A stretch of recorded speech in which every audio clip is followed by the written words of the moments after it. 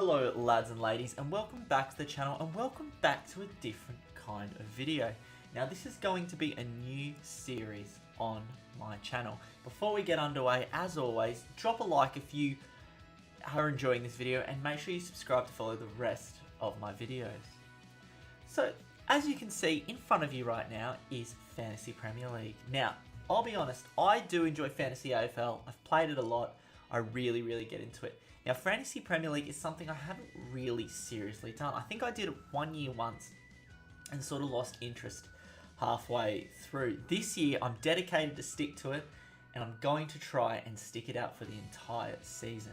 So off the top, if you're looking at my team and you're laughing, going, why has he selected him? Why has he selected that? What's that formation?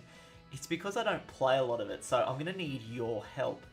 Now, I'm in a league with a bunch of people on a forum, on an internet forum. So I'm playing against them, and they're all pretty well-researched people. So I need your help to get an edge on them, because, to be honest, I'm a bit out of my depth, I feel. So I'm going to talk you through my team, why I made the selections. I'm not 100% sure on the rules of the game, of how people score.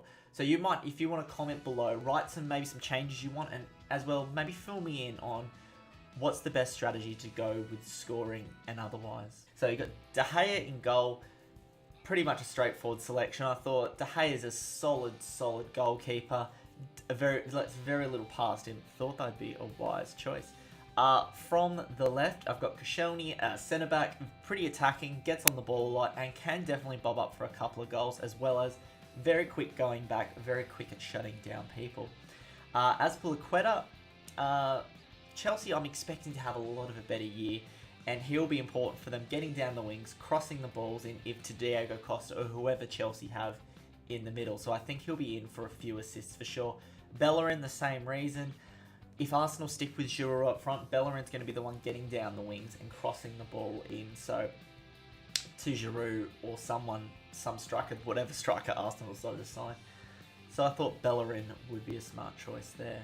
On the bench, I've got Evans, who was a cheap option, who plays for West Brom, so he'll be getting minutes. Whether he'll perform well or not, or he's a good choice, I'm not sure. And that's the same thing with Aki. He'll probably get minutes at Bournemouth. Whether he'll be a high scorer or not, time will tell. My midfield choices, I've gone for a lot of attacking midfielders, thinking that they're going to be the ones drumming up a lot of assists. They're going to be ones in the middle of the park, putting the balls in, and hopefully that means that they'll be putting it into their strikers, and the strikers will be scoring, giving them some nice assists. So we've got Ozil first. Hopefully he continues his form from last year for Arsenal.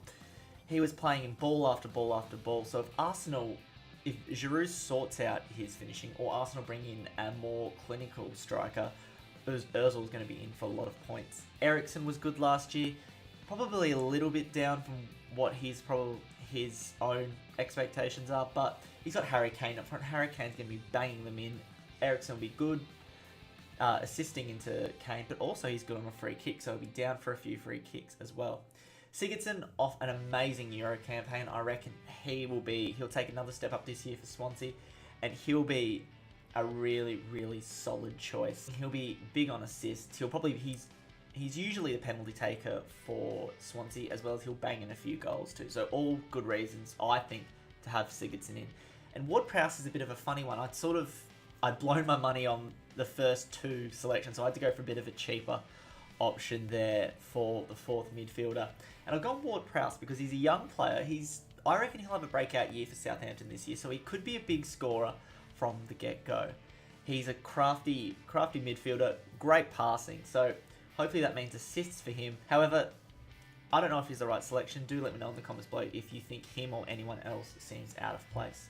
Up front, I've got Aguero, first one. He's super expensive, and for good reason. So if he can stay fit and stay on the park, he'll be banging in goals left, right, and centre. He's my captain at the moment.